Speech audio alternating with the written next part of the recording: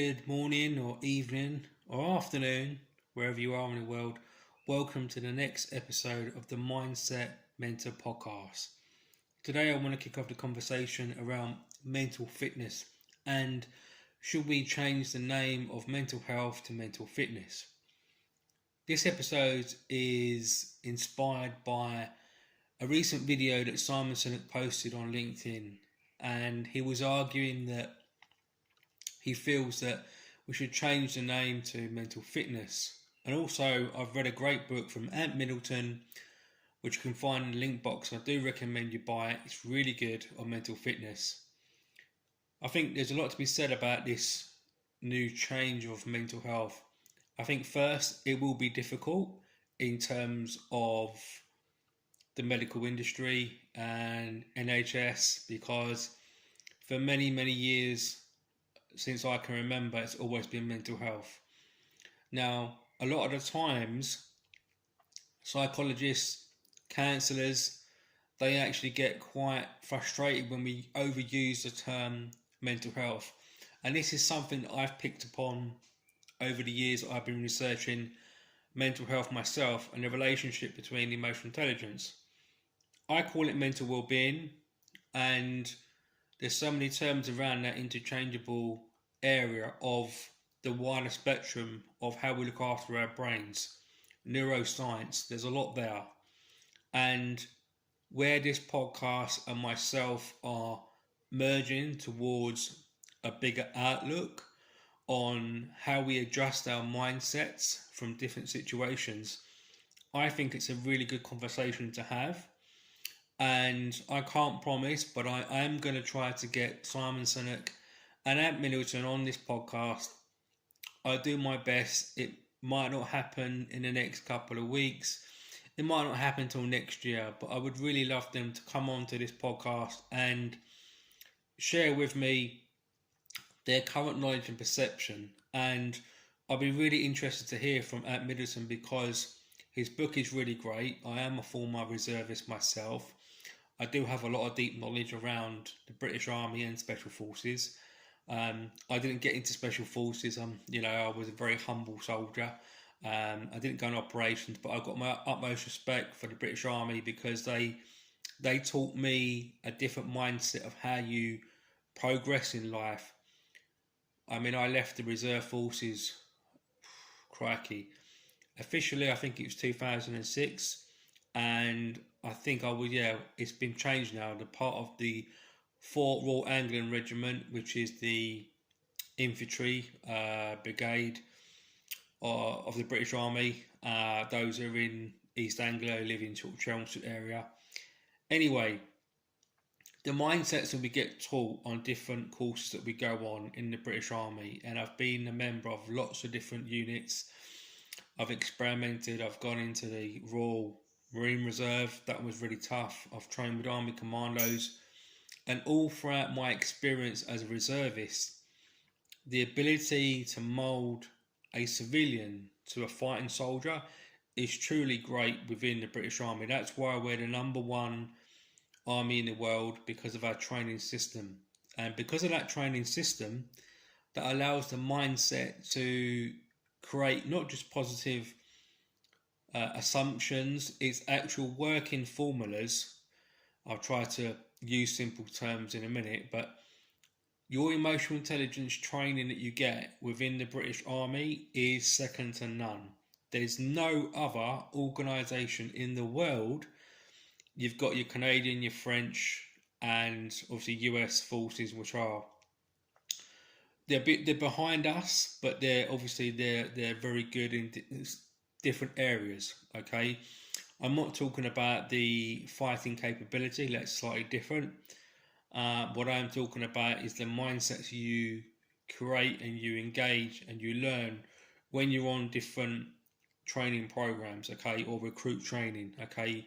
For instance, I'll give you a small cap on the reason why I think we should use a lot of the elements of the British Army within the new mental fitness, okay, area, is because it's the ability to change somebody, whether you come from that background, this background, we can mould a recruit within 13 weeks, and we can make them battle ready, motivated, determination. And it's not about shouting at somebody, okay? It's about character building, learning your emotions, facing your demons. You do all of that through training, and as you progress through and if you get to special forces like at Militant, you experience a different level of learning. Certainly from my research, I would say that an FS soldier, which is a special forces soldier, has high EQ.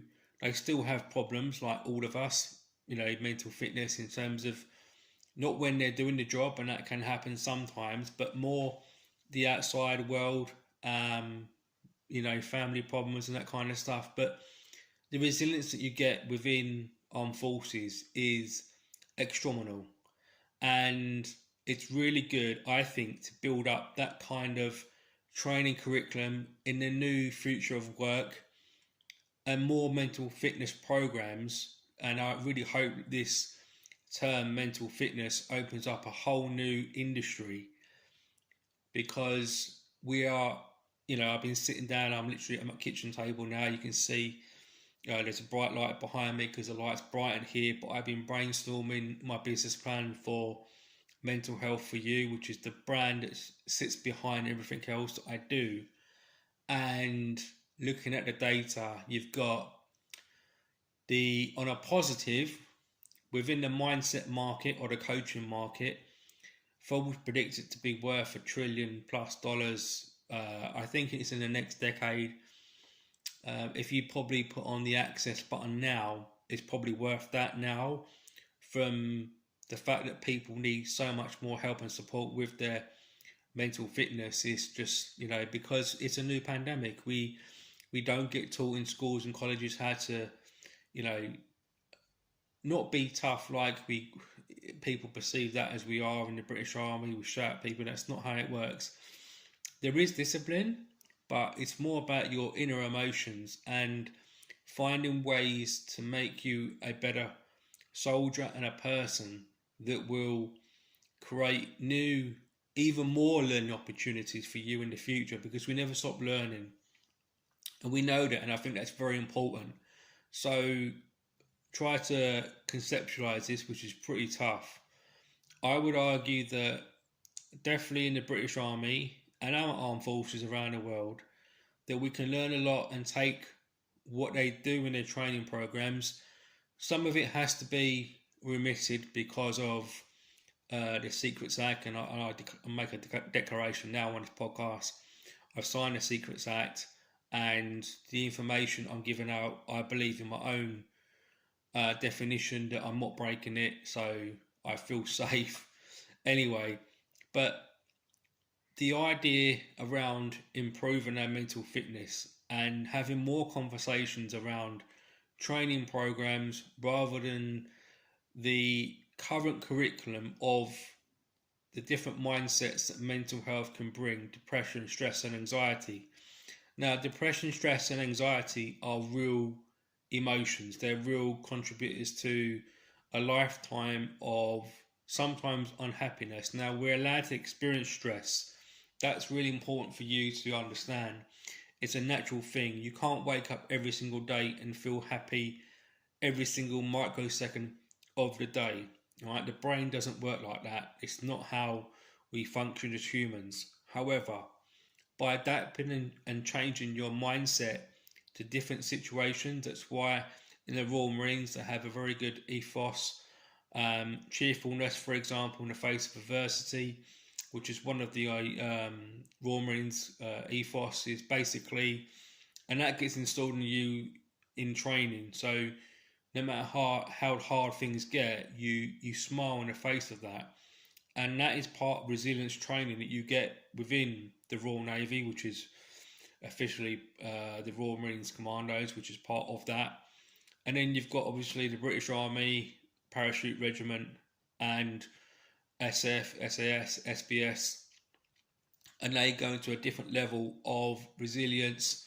So all organisations around, certainly the British Armed Forces, will teach you different mindsets that will certainly allow you to create a mental fitness program for you.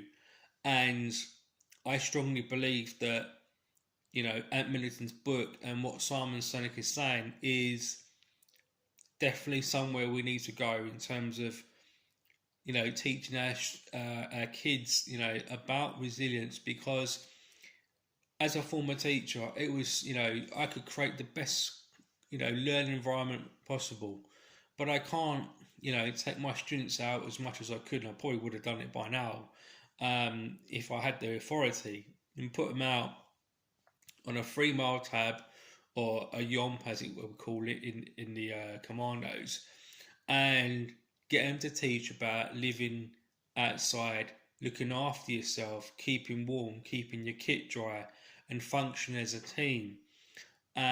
Those type of skills, they can be done through these what you call corporate learning days, but I know they're getting more advanced. But when you're in the job itself and you're a recruit in training, you have a different mindset.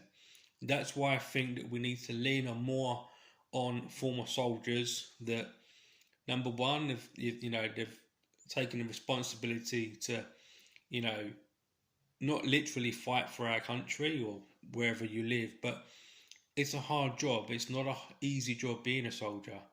In my own personal life, I didn't last very long in the regular army. I lasted 2 months. I got back trooped, those of you who know a little bit about British Armed Forces, and I didn't really have a good time. So I left, but I worked, I would say, quite hard. I experimented a lot in the reserve forces. I was a member of several different units. I didn't really get rank. I wasn't the best soldier, but I enjoyed being with my buddies. I enjoyed being part of a team. I enjoyed getting away from civilian street and being part of friends that were there for me. You can have friends that are there for you, but it's the humour, it's the leadership skills you learn, all those kind of things. And I'll be totally honest with you, if I didn't have epilepsy, I'd go back in the reserves today. But sadly, I'm 44 and I can't do that. So I've got a different path and I accept that. So that's my mindset. And I don't really often talk about my experiences in the reserves because sometimes it's hard. Yes, there was a bit of bullying going on, but on a positive, a lot of the stuff that I learnt from the person I am today, and yes, I am a born again Christian, so it's a slightly different mindset.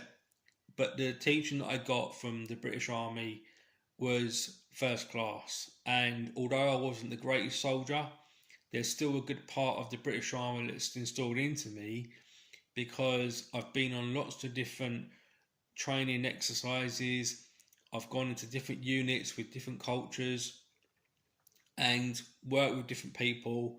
And yes, I've been shouted at, but that's not really, the media perceives the army in a different way. And I think that the more that you understand about emotional intelligence, and even now I'd say the British Army is changing its curriculum because we're a different team now and the resources have changed. We can still do our jobs, but we're never going to have the full capability we had 20 years ago in terms of numbers. But we're fighting a new war, cyber war, etc. I know I'm getting a bit off key on this podcast, but I'm going to tie it all in together because I think that if we change the name of mental health, bring in a curriculum that shapes from armed forces or mental fitness and how we can use that in civilian life in our world to combat stress,